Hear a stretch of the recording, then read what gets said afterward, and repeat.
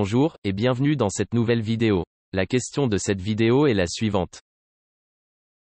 Quel est le problème avec les relations dans la société d'aujourd'hui? Passons dès à présent aux réponses. D'après Chloé Terry, la réponse à cette question est la suivante. 1. D'abord le sexe, puis l'amour. Je connais peu de gens dans mon entourage qui n'ont pas couché ensemble d'abord et qui, après mûre réflexion, ont décidé d'être ensemble. 2. Ils sont de courte durée. Les gens jettent leurs relations comme si c'était une mode rapide. La quantité prime sur la qualité. Les rencontres en ligne ont transformé une personne en un produit consommable et jetable.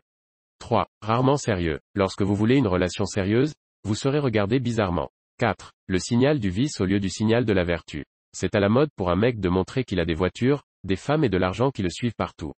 Après tout, c'est un célibataire, un mauvais garçon. Les valeurs morales et la stabilité émotionnelle ne sont plus attrayantes pour la plupart.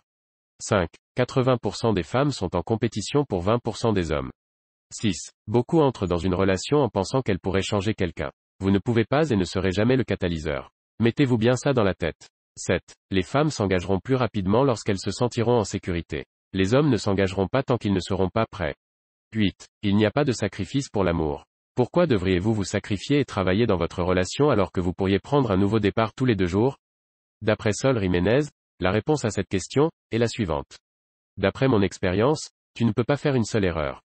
Et quand je dis erreur, je ne veux même pas dire une vraie erreur, mais la chose la plus insignifiante. Je ne sais pas si c'est qu'aujourd'hui tout le monde prend de la drogue et que cela affecte son qui, mais je comprends parfaitement que dans les premières dates, même la personne la plus compatible du monde avec moi, en raison de la nervosité ou de circonstances inconnues, peut dire quelque chose de bizarre, être impoli par inadvertance, faire quelque chose que nous n'aimons pas, le simple fait d'être différent de moi sous divers aspects, etc. Aujourd'hui il semble que, pour donner un exemple, si quand il m'a demandé où je suis allé en vacances, j'ai répondu aux montagnes et il aime la plage, il me rejettera déjà pour le seul fait que lors de mes dernières vacances j'ai choisi d'aller à les montagnes, même si tout le reste du temps je préfère en fait la plage. Il me classera déjà comme non compatible. Ridicule. Est-ce que cela vous est arrivé ou est-ce seulement à moi? D'après Prisca Pérez, la réponse à cette question est la suivante. On ne veut plus faire d'efforts pour apprendre à connaître l'autre. Donc je dirais l'impatience et l'obsession du sexe fast-food.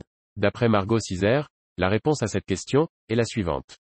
Alerte rouge. Ça, l'idée de faire devenir de jeunes enfants innocents en modèle d'adultes sexy. Et ce sont tous des enfants, littéralement âgés de 10 ans ou moins. Et le pire, c'est que la majorité d'entre eux sont des modèles Instagram dont les comptes sont gérés par leurs parents adultes.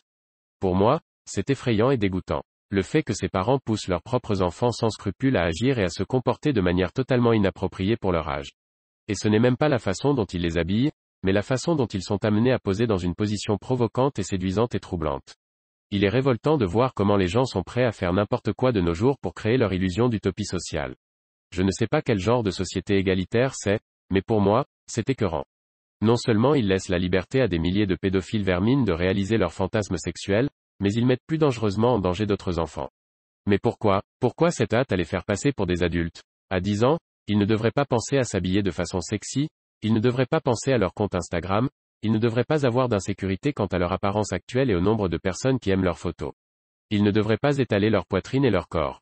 Ils ne devraient pas grandir avec cette illusion trompeuse de la vie. Non, ne vous méprenez pas, les enfants devraient être autorisés à être mannequins. Même les bébés sont mannequins. Mais ça ne devrait pas être quelque chose comme ça, sinon, enfants et sexy ne devraient pas cohabiter. Il est pathétique de voir comment la société tolère cette abomination. Il est honteux que ces adultes créent une façade de personnages pour leurs petits-enfants afin de les faire parader sur les médias sociaux. À leur âge précoce, les enfants devraient s'amuser, rire, colorier, apprendre, jouer, découvrir et répandre la joie. Leur innocence lorsqu'ils sont jeunes est la chose la plus précieuse qui soit et elle doit être protégée, chérie. C'est un court chapitre de leur vie et ils devraient pouvoir le vivre pleinement tant qu'il dure. J'espère que ces parents d'Instagram se rendent compte que l'âge adulte sera éternel et qu'ils devraient permettre à leurs enfants d'y accéder avec grâce avec le temps. Merci pour votre lecture. Source image Google, Instagram. On arrive à la fin de cette vidéo, si elle vous a plu je vous invite à mettre un pouce bleu, ainsi que vous abonner.